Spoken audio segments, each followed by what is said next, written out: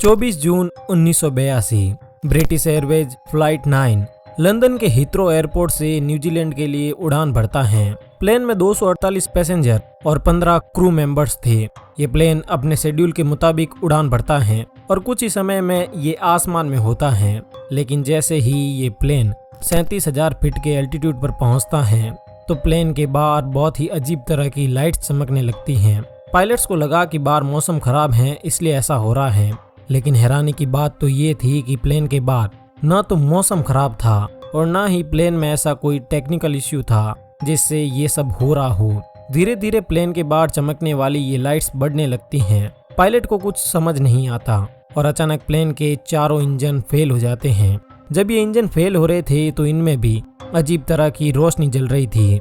Plane को देखने पर ऐसा लग रहा था मानो ये प्लेन किसी दूसरी दुनिया में पहुंच गया हो। प्लेन के अंदर बैठे पैसेंजर्स और पायलट्स ये सब देख रहे थे पर वो कुछ भी नहीं कर सकते थे।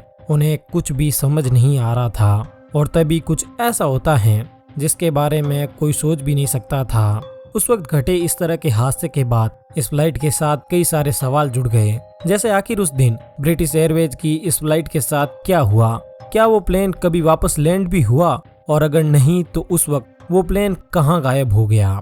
24 जून 1982 रात के तकरीबन 8:40 पर ब्रिटिश एयरवेज फ्लाइट 9 लंदन के हीथ्रो एयरपोर्ट से उड़ान भरती है।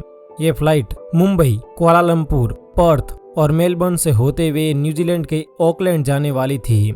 इस प्लेन को उड़ा रहे थे दो बेहद ही अनुभवी पायलट, 32 वर्षीय senior first officer Roger Gravis और 41 वर्षीय captain Eric Henry Moody. Plane में दोनों पायलट के अलावा 40 वर्षीय senior engineer officer Barry Freeman भी थे। टेक ऑफ के कुछ ही देर बाद प्लेन जकार्ता से होता हुआ भारतीय समुद्री सीमा में दाखिल होता है। स्थानीय समय के अनुसार ठीक 8:40 पर यह प्लेन जकार्ता के छोटे छोटे टापुओं के ऊपर होता है। इसी दौरान फ्लाइट कैप्टन मूडी वॉशरूम जाते हैं और जब वे वॉशरूम से बाहर निकलते हैं तो उन्हें प्लेन के एक कोने में धुआं निकलता हुआ दिखाई देता है। कैप्टन मूडी तुरंत कॉकपिट के अंदर जाते हैं, लेकिन कॉकपिट के अंदर जाने के बाद कैप्टन मूडी ने जो देखा वो होश उड़ाने वाला था। कैप्टन मूडी देखते हैं कि प्लेन के चारों ओर एक अजीब सी चमकीली रोशनी जल रही थी। कैप्टन को लगा कि बाहर का मौसम खराब है और ये सब लाइटनिंग की वजह से हो रहा है, इसलिए उन्होंने वेदर रडार चेक किया। लेकिन वेदर रडार में जो दिखा वो तो इससे भी ज्यादा हैरान करने वाला था। वेदर रडार के मुताबिक प्लेन के आसपास तो छोड़िए, मीलों दूर तक मौसम बिल्कुल साफ था। ये देखकर कैप्टन मूडी और उनके को पायलट के होश उड़ जाते हैं। ऐसी प्रॉब्लम उन्होंने न तो पहले कभी देखी थी और न ही उन्होंने इसके बारे में कभी सुना था। को पायलट तुरंत दौड़कर पैसेंजर केबिन की ओर जाते हैं और जब वे खिड़की से बाहर की ओर देखते हैं तो उन्हें दिखता है कि पूरा प्लेन एक चमकीली रोशनी से जगमगा रहा है। प्लेन के चारों इंजन भी चमक रहे थे। पूरा प्लेन किसी साई-फाई मूवी के प्लेन की तरह दिख रहा था। बाहर का पूरा नजारा एक भयानक सुंदर सपने की तरह दिखाई दे रहा था। धीरे धीरे कॉकपिट और केबिन में धुआं बढ़ता जाता है और ठीक 4 मिनट बाद अचानक फर्स्ट ऑफिसर चिल्लाते हैं कि इंजन नंबर 4 खराब हो चुका है। इंजन नंबर 4 से आग की लपटें निकल रही थी और इसके ठीक 1 मिनट के अंदर अंदर ही बाकी तीनों इंजन भी खराब हो जाते हैं। चारों इंजन के पीछे से एक आग की तरह दिखने वाली रोशनी निकल रही थी। पायलट ने ऐसी मुसीबत के बारे में न तो कभी सुना था और न ही पढ़ा था, इसलिए फर्स्ट ऑफिसर ने तुरंत एटीसी से संपर्क किया। उन्होंने एटीसी को बताया कि प्लेन के सभी इंजन खराब हो चुके हैं, लेकिन पायलट का एटीसी से सही से संपर्क नहीं हुआ, इसलिए एटीसी को लगा कि प्लेन का सिर्फ इंजन नंबर 4 खराब हुआ है। इस वक्त प्लेन 37,000 फीट के एल्टीट्यूड पर था और कुछ ही देर में ये 26,000 फीट के एल्टीट्यूड पर आ जाता है। अब तक प्लेन के सारे सेंसर खराब हो चुके थे और अंदर का ऑक्सीजन लेवल भी काफी नीचे आ चुका था।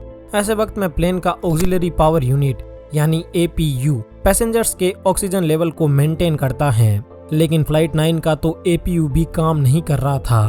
पायलट समझ चुके थे कि अब तो मौत तय है, लेकिन फिर भी उन्होंने हार नहीं मानी।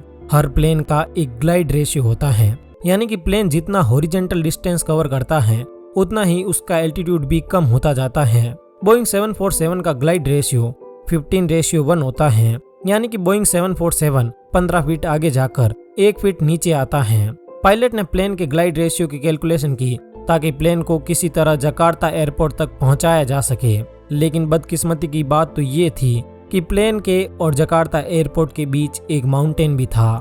और क्योंकि प्लेन के चारों इंजन फेल हो चुके थे, इसलिए अगर पायलट प्लेन को जकार्ता एयरपोर्ट तक ले जाने की कोशिश करते तो इसका उस माउंटेन से टकराना तय था।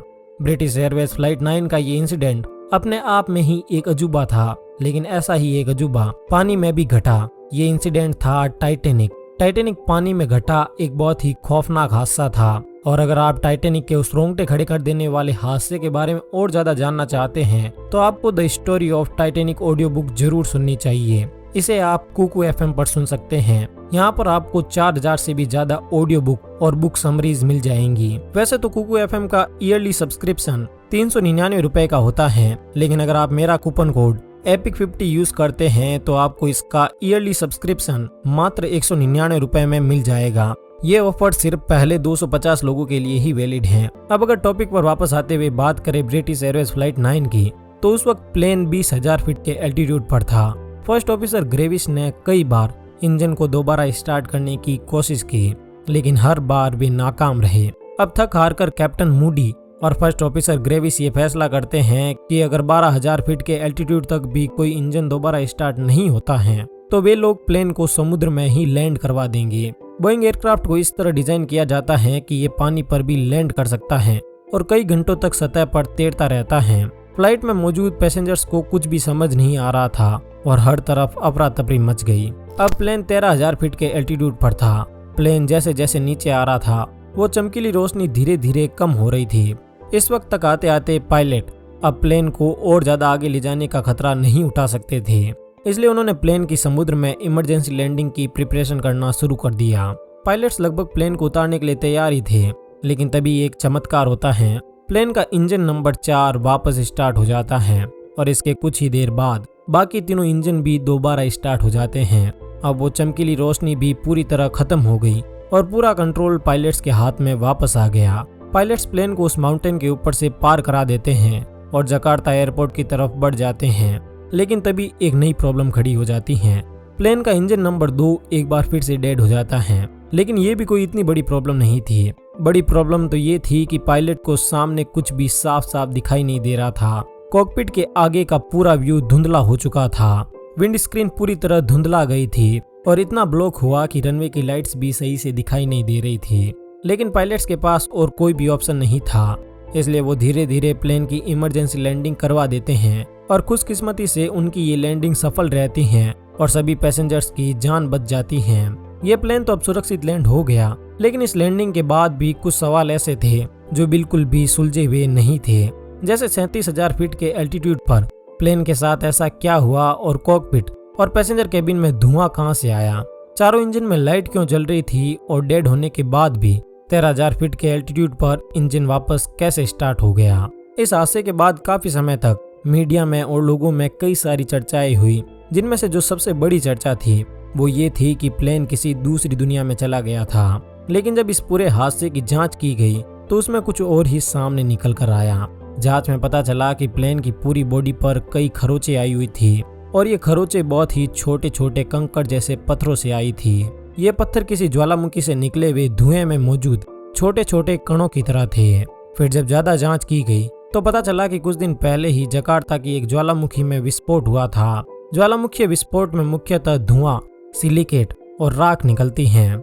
विस्फोट में निकली हुई ये राख पूरी तरह सफेद होती हैं और ये इतनी हल्की होती हैं कि ये हजारों फीट ऊंची और कई सैकड़ों किलोमीटर दूर तक जा सकती हैं। और जकार्ता में जब ये ज्वालामुखी विस्फोट हुआ तो इसकी राख भी 37,000 फीट के एल्टीट्यूड तक जा पहुंची। और जब ब्रिटिश एयरवेज का ये बोइंग 747 उस राख से निकल रहा था तो इसकी हाई स्पीड के कारण राख में मौजूद कण और इसकी बॉडी के बीच एक रगड़ हुई और इसी रगड़ के कारण प्लेन की पूरी बॉडी पर लाइट जलने लगी और संभवतः यही राख इंजन में भी चली गई थी, जिस कारण प्लेन के इंजन में भी इस तरह की लाइट जलने लगी। प्लेन में लगा वेदर सेंसर एटमॉस्फेयर में मौजूद वाटर ड्रॉप्स की मदद से बाहर का वेदर बताता है, लेकिन पूरे वातावरण में राख होने के कारण आसपास कोई भी वाटर ड्रॉप नहीं थी और वेदर सेंसर इस धुएं को पकड़ ही नहीं पाया। प्लेन के इंजन के अंदर सिलिकेट चला गया और वह इंजन के हाई टेम्परेचर के कारण मेल्ट हो गया, जिस कारण इंजन में आग लगती हुई दिखाई दे रही थी और इसी सिलिकेट के कारण इंजन जाम भी हो गया।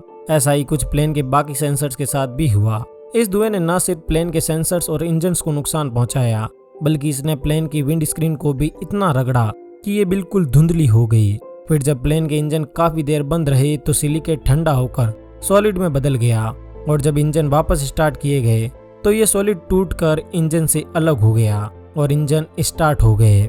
ये धुएं के कण काफी हल्के थे, इसलिए प्लेन जब 15,000 फीट के एल्टीट्यूड पर पहुंचा तो वहां पर धुआं नहीं था और सारे सेंसर फिर से काम करने लगे। हालांकि प्लेन की विंड स्क्रीन अब भी काफी धुंधली थी, लेकिन पायलट की सूझबूझ के कारण प्लेन सही से लैंड हुआ और सभी पैसेंजर्स की जान बच गई। इस हादसे के बाद सेफ्टी के लिए कुछ समय के लिए उस रास्ते को नो फ्लाइंग जोन घोषित कर दिया गया। इसी तरह अगर आप एक और एरोप्लेन हादसे के बारे में जानना चाहते हैं तो यहाँ पर आप अपनी स्क्रीन पर आ रहे किसी एक वीडियो पर क्लिक कर सकते हैं। धन्यवाद।